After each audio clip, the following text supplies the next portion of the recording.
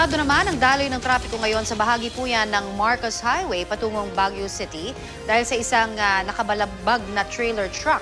May ulat on the spot si Cedric Castillo. Cedric?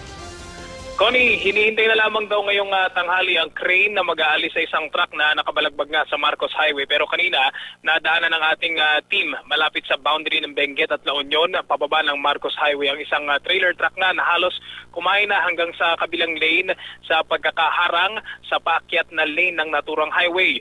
Nataon namang wala masyadong dumadaan sa bahaging iyon, gayon man nagkaroon pa rin ng babagal ng trapiko dahil sa aksidente. Nakausap natin ang driver ng truck habang nagmamando siya ng trapiko. Tumanggi siyang magbigay ng pangalan pero ayon sa kanya, kahapon pa raw ng madaling araw, umakyat ang truck na minamaneho niya at tuluyan na ngang bumalagbag ang trailer sa kalsada. Wala naman nasaktan sa insidente. Ngayong araw daw ay inaasahang may aalis na sa lugar ang truck.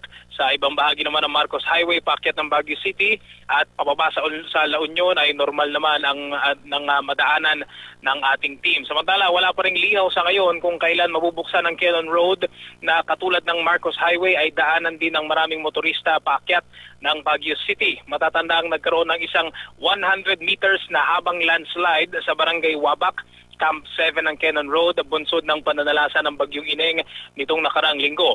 25,000 cubic meters ng lupa ang kailangang alisin sa kalsada, kaya't 24 oras ang clearing operations sa lugar.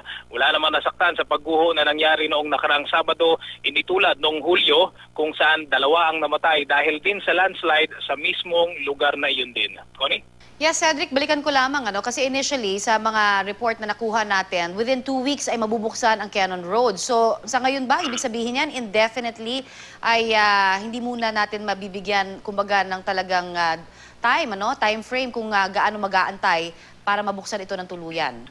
Connie, yan din yung initial estimate sa atin ng District Engineering sa Baguio City ng DPWH. Ang sinasabi nila ay in 1 week's time daw o isang linggo ay yung tinatawag nilang punch through. Kumbaga makakatagos na, mabubutas na yung area, yung lupa at makakatagos na yung mga motorsiklo, mga pwede nang lakaran ng tao sa loob na isang linggo.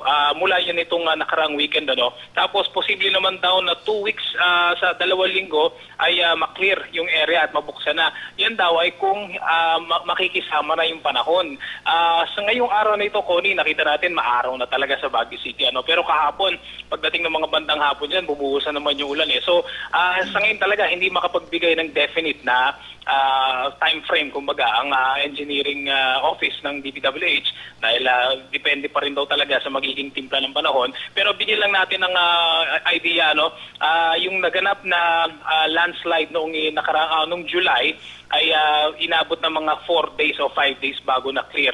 Pero yun daw ay kumbaga mga 2,000 o to 3,000 cubic meters.